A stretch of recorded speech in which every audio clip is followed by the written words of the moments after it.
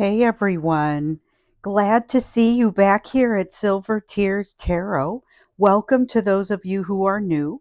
This is going to be a soulmate snapshot reading. So, just a quick one today, jumping in to see what's happening with your divine masculine, because there's been just so much up and down and a lot of energy, and then everything just kind of completely disappears and goes to nothing. And back and forth and things like that. It feels like my people, my viewers are just being kind of, dragged back and forth through this emotional situation. And, um, we've been having some conversations. We've been definitely doing some great readings about, what can be happening, what you can be doing on your side. And today we're just going to check in and see kind of what's happening with your divine masculine, especially after some of those most recent shifts that we've seen. And a lot of you have had communication, and so that has kind of set things off in a new sort of direction. So it's a general reading, but kind of, it's for this collective. It's a general reading for this collective. So it's not going to resonate with everybody, but of course it wouldn't resonate with everybody. If this is you, if you're part of this collective, if this is your story, you may wish to subscribe. You may wish to check out some of the other videos because some of the readings are very connected. So we're going to go ahead and jump in, and we're looking to see what's happening just in the energy around your divine masculine today. It's There's a lot that's been going on. A lot of people have been getting a hold of me to tell me about their dreams.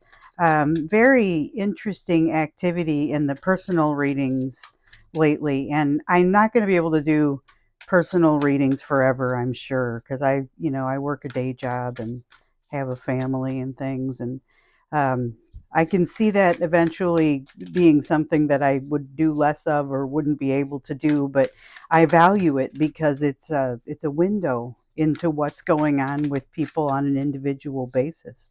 So the personal readings lately have been off the chain. So if you've had one lately, you probably know what I'm talking about. All right, let's see what's coming out here. This is the energy around your person. New perspective. We have the Hanged Man. Okay.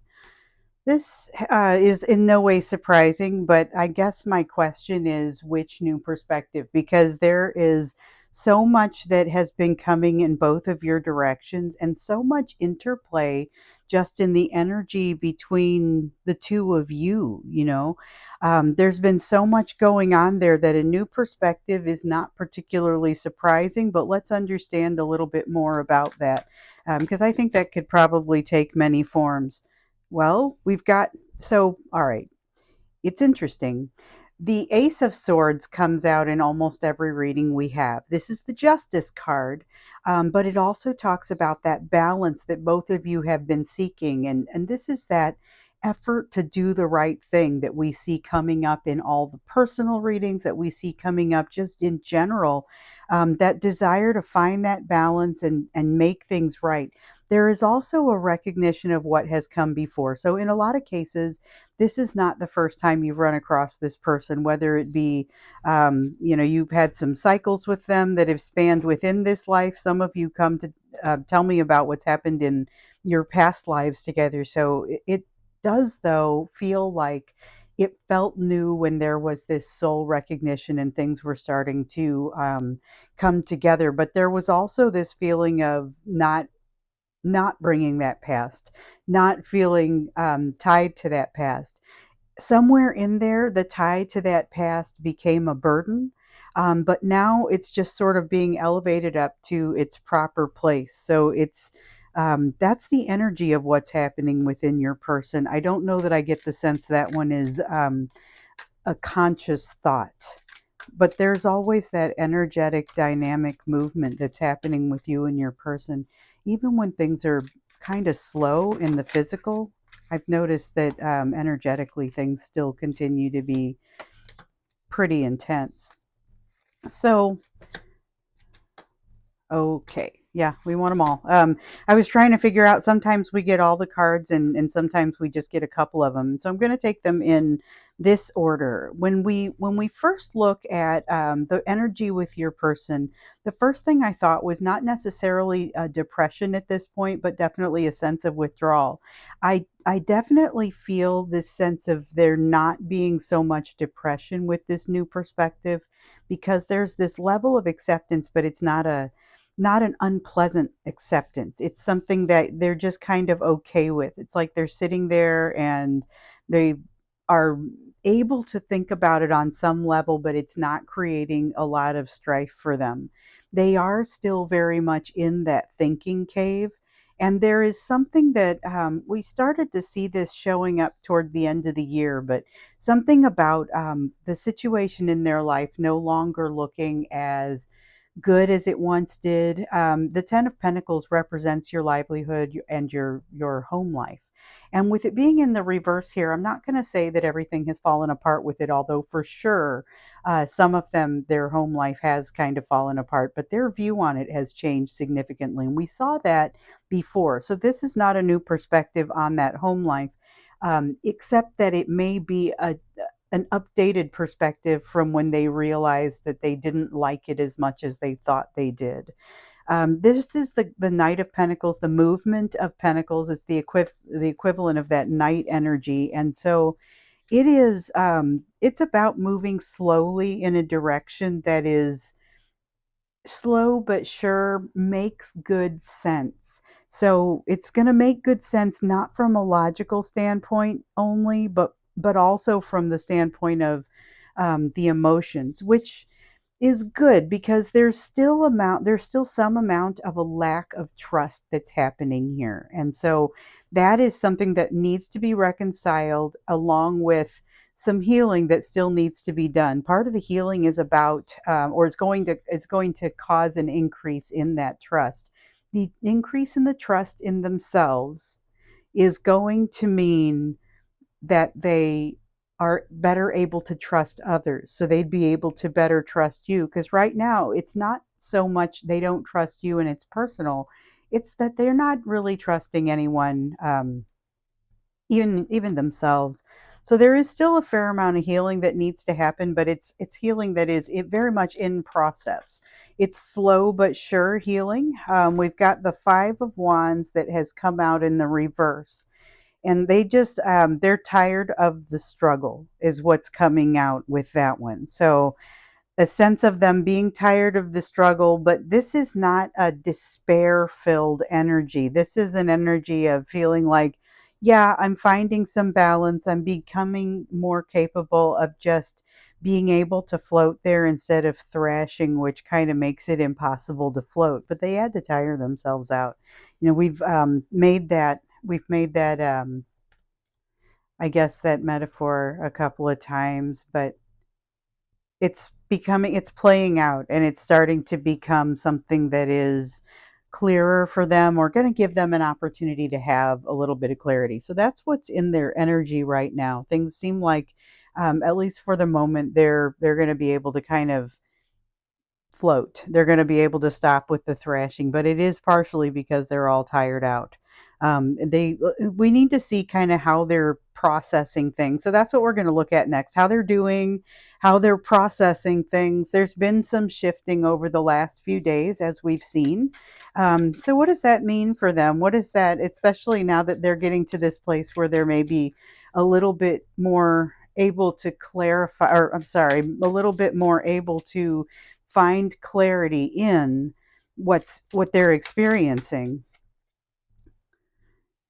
Let's see how they're processing things now that things have started to, the energy has slowed down, but not in that way that stagnates and makes them feel depressed. Although I don't get the sense that they've really shaken that feeling yet either.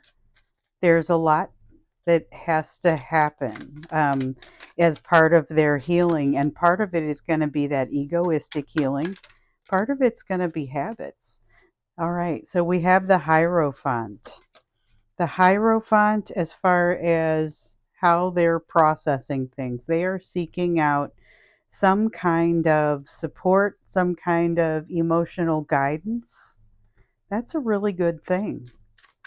I get the sense some of them are going within for that. They haven't started going without yet. They're not watching guidance, tarot readings. They're not necessarily engaging it that way just yet.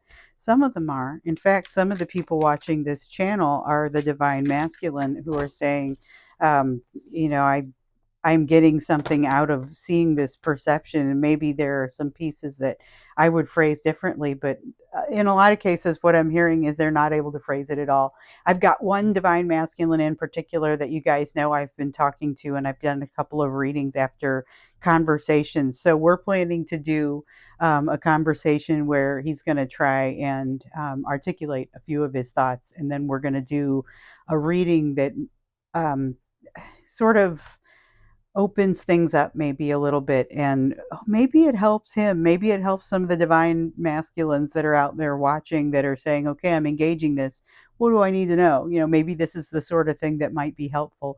It's also helpful to the feminines out there, who are trying to figure out where they fit into all this and what they ought to be doing, which is honestly the next question that we're going to ask, because there is a sense, in the way that our divine masculines are processing things, they haven't really figured out the lesson. Okay, so remember a while back we did a reading where we talked about whether they were out there using the lessons they learned with you with someone else.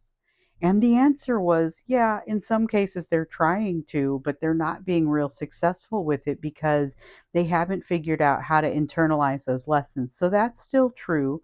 The lessons of discernment are particularly difficult for them because they're having a hard time opening up, but they are being inclined to more open up. So remember, one of the lessons that had to come for both of you was learning to give and receive love equally and like breathing so evenly.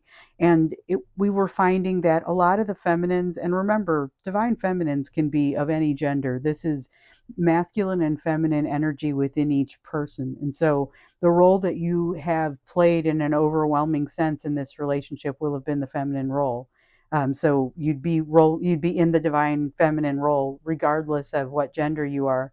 The person that you're with would be the divine masculine, but the goal ultimately will be to balance those masculine and feminine energies within each person and then across each relationship. It'll look different for every person. Um, but your person wasn't really willing to entertain that. They were just kind of being standoffish. And a lot of times that's kind of what we've been seeing is that running away, that fear, just running and hiding. And a lot of people, your person is still just kind of running and hiding. There's a huge there's a huge burden that they carry. It's a little bit different from the burden that you've been working to set down, because this is that burden of refusing to open up and refusing to be part of the overall. They won't even be part of the relationship. Like, they, in some cases, they're sitting across the room from you, but they are not in communication with you. These are very much relationships where people are in some type of separation in just a lot of cases. But your person is starting to think about, well, how could I use some of these lessons that I've learned? How could I? I'm not sure that the idea of partnering up is necessarily a bad one. If they told you that they just didn't want to be with anybody right now, regardless of what sort of bizarre fluttering they may have done on their way out the door, they may be getting back to a place where they're saying, all right, I could do this again. I don't know if it's now. I don't know who it's with. I just think maybe it could eventually happen again. But they're carrying this huge burden, really, as a result of that. And because they haven't reconciled the lesson yet. There's, sometimes people don't learn lessons all at one time. They'll learn a segment of one, and there's a complementary segment that they would require in order to go forward in a harmonious way. But unfortunately, they learn part of it, or they're learning part of it, but they are still a little still working on a different part. I don't want to say they're behind, because everybody's path is a little bit different. It doesn't necessarily mean they're behind. It just means they're not there in their development yet. But they also, remember, there was this impasse. this impasse that the two of you had been experiencing. And there was some kind of difference that I got this sense, and it feels like this again. I got the sense that this was some kind of difference or some kind of issue that isn't necessarily an issue for everybody, not necessarily an issue by everybody's standards. So it's an age difference, it's a difference in socioeconomic status, or something that sets you apart. Could be values, something in your values that you've chosen to take a stand, and both of you are unwilling to budge. There's going to be a need for the two of you to budge and to meet in the middle there. But that's not something that can happen artificially, and it can't happen prematurely either. There is that sense of things being relatively quiet, but also the sense that your person is, so they're not willing to really open up and say very much right now, but they are doing the thinking. They're more open to learning than they have been, and that's significant because this is a card. This is the equivalent of the Page of Pentacles, and this is a card that has come out a lot in the reverse, where somebody wasn't open to learning. This is the feeling of a person who has relaxed a little bit, like what we see over here, and it feels like it's just kind of happening. But remember, this energy is like moods. It's like moods, and so it really could be a little different. I mean, yours may be a little different from day to day, so might theirs, and you guys may be playing off of each other a little bit. So there is this sense to kind of have a little bit of springtime. Here's an honorable mention. A little bit of that springtime feeling in the Spirit of Swords. It's also the ability to step back and look at the big picture. It's the equivalent of the King of Swords in the traditional tarot, and it is that ability to be logical, but it's got a very fresh approach to it. So this is what's in your person's energy. And again, with the seeking out of information, they've at least started to seek within themselves, but they're not far from also wanting to seek other sources and start to figure out who they can trust. Because remember, we've got a trust issue over here. But this is the Hierophant, this is the Sage. They're the same energy. It's just a matter of them being able to let go enough to be able to do that, which, something else that we've seen in a lot of the readings. It's not always just you that is focused on letting go, or that needs to be focused on letting go. Your person also has some degree of this that they need to do as well. So in their case, maybe it's two ideas, that egoistic challenge that they're facing. Let's look and see what you can be focused on real quick. So I always like to ask this question, and it's become something that I was always asking it in the extended readings. And we're not going to do an extended on this one because it's just a snapshot. But I always like to do a little bit for you and your development. And so this is something that has now made its way into the main readings, because we saw so much of, you need to be focused on your lessons. The focus on our lessons as the divine feminine, as the person who is the seeker and the person who is seeking out these readings. Even if you're not the divine feminine, you need to be focused on whatever your lessons are, because one of the reasons this whole thing has come up has been to teach you something. So you've got the Seven of Spheres here. This is about doubt. We have the Seven of Pentacles that came up over here, where your person was able to say, oh, you know what? All right, I'm able to reconcile all that past energy and recognize that now that the smoke is starting to clear a little bit, sure, emotionally, I guess there is a nice solid connection that goes way back. Here, though, is your doubt about the very same thing.